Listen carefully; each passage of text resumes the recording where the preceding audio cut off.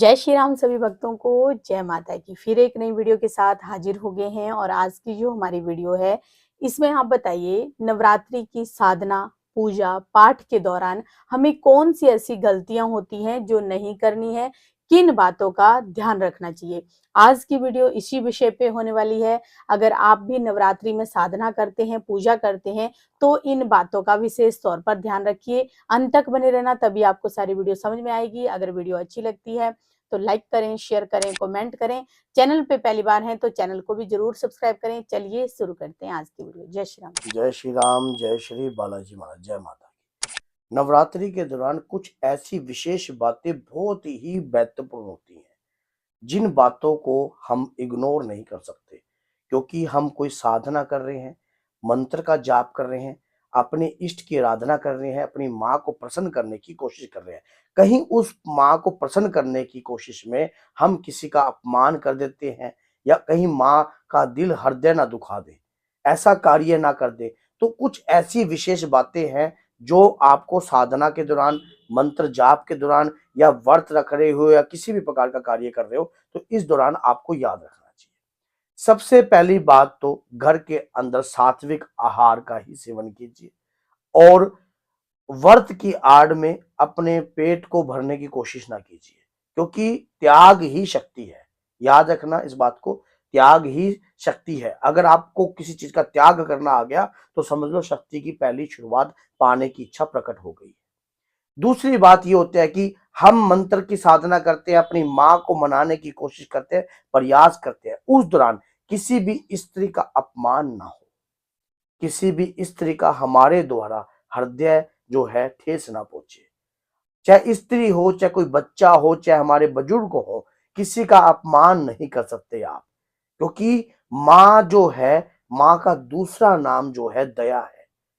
वो सबके ऊपर दया करती है, उपकार करती हैं और माँ को हम प्रसन्न करने की कोशिश कर रहे हैं तो ऐसा कार्य कभी भी हमें नहीं करना चाहिए।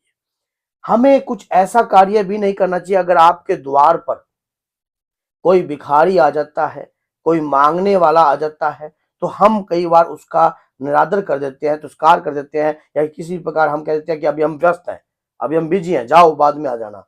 ऐसा कभी नहीं करना चाहिए।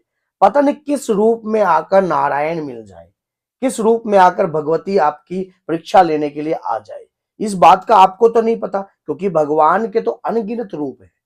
वो किसी भी रूप में आकर अपने अपने दास की, अपने भक्त की परीक्षा ले सकते हैं और उसके अनगिनत रूपों से ही वो कृपा भी देती है।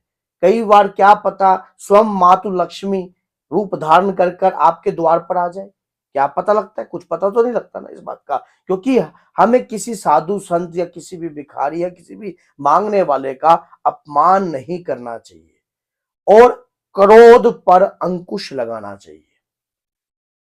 कई बार हमें इतना क्रोध आ जाता है तो जिस घर क्रोध होता है, जिस घर कलेश होता है, जिस घर अपमान होता है बड़े बुजुर्गों का, उस घर माँ की कृपा कभी नहीं आती।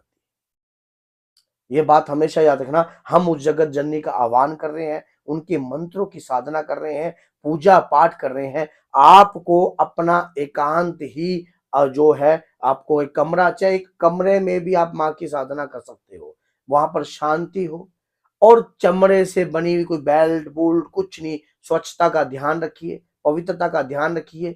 वैसे इनसे होता कुछ नहीं है, जिसने कृपा देनी है वो कभी भी दे सकती है, लेकिन हम अपनी तरफ से ये विचार करके चलते हैं कि हमें शुद्ध रहना है, पवित्र रहना है अपनी माँ को मनाने के लिए। और सबसे बड़ी बात ये होती है कि जब हम मंत्र का जाप करते हैं या कोई भी पूजा पाठ करते हैं तो हमारे मन में ये इच्छा होती है कि हम इस मंत्र को आज ही सिद्ध कर ले, आज ही प्राप्त कर ले। माना जाता है कि जगत जननी की जो साधना है, जो पूजा है, इसके आह्वान से हमें क्या प्राप्त होता है। हमें जिस प्रकार का संसार है, माँ के पास वाक सिद्धि है। मानो सरस्वती माई दृष्टता वीणा पुस्तक धारनी, हंस बहानी माँ युक्ता विद्या दान करो माँ। माँ तू लक्ष्मी करे कृपा करे हृदय में वास, मनोकामना सिद्ध करो यही मोरा दास। क्योंकि माँ की लक्ष्मी, लक्ष्मी भी और सरस्वती भी और कलीम, जैसे कि आपको पता है कि माँ जो है काल का रूप में भी है, दुष्टों का विनाश करने के लिए। तो जितनी भी ये शक्तियां हैं सब माँ के पास है। तो माँ से अगर उसका कुछ भी परसेंट हमें प्राप्त हो जाए तो हम भी एक सिद्ध हो सकते हैं, समाज के अंदर प्रभावशाली हो सकते हैं, किसी भी मुद्दे या किसी भी व्यवहार पे अपनी मानो तरक्की कर सकते हैं और संसार का भला भी कर सकते हैं अगर माँ चाहेगी तो, क्योंकि उनके चाहने से ही सब कार्य होता है। और सबसे विशेष जो बात है आपको साधना के दौरान सबसे विशेष सबसे इंपॉर्टेंट ये बात है कि दो भक्त की आराधना करनी कभी मत भूलना। वो दो कौन है कि सबसे पहली बात माँ के दोनों ही लाल हैं। वो पहले लाल तो है गणपति जी महाराज। अगर आप कोई माला का जाप कर रहे हो, कोई मंत्र का जाप कर रहे हो, कोई पाठ की शुरुआत कर रहे हो तो विघ्न हरण मंगल करण गौरी सुत गणराज मैं लियो शरण आपकी रखियो रखियो मारे मारी लाज। लाज। तो गणपति जी का आह्वान करे बगैर आप कोई जाप आपका पूर्ण नहीं होगा, क्योंकि रिद्धि सिद्धि के मालिक वही है। जितनी भी सिद्धियां प्राप्त होती हैं, जितनी भी रिद्धियां प्राप्त होती हैं, गणपति जी के बगैर वो आपको प्राप्त नहीं हो सकती है। तो उनका आह्वान करना, उनका नाम ध्यान लेना, रखना। उनका जाप करना ये जरूरी है। फिर दूसरे पे आगे श्री बालाजी महाराज। हम कोई माला का जाप कर रहे हैं, कोई मंत्र का जाप कर रहे हैं, उस माला या मंत्र के जाप में कोई विघ्न ना डाल सके। उस रक्षा कवच कलयुग के राजा प्रधान रूप के देवता का आह्वान करना भी जरूरी है।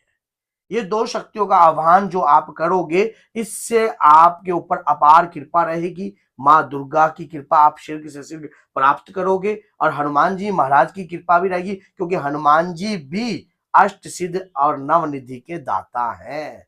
माता सीता के वरदान के अनुसार वो दाता है, वो देते हैं। तो आपकी आपके इस कार्य में सहयोग करेंगे। तो कुछ ऐसी मैंने ये बातें विशेष तौर पे आपको बताई हैं। इन बातों पर अमल रखना, ये विशेष तौर पर बातें हैं, क्योंकि जो माला जाप करते हैं, मंत्र जाप करते हैं, कुछ भी करते हैं, भोजन पे याद रखना निरंतर भोजन का जो है कंट्रोल आप कर। कंट्रोल करके चलना, क्योंकि त्याग ही सबसे बड़ी शक्ति है। तो बोलिए जय सीताराम, जय श्री बालाजी, जय माता।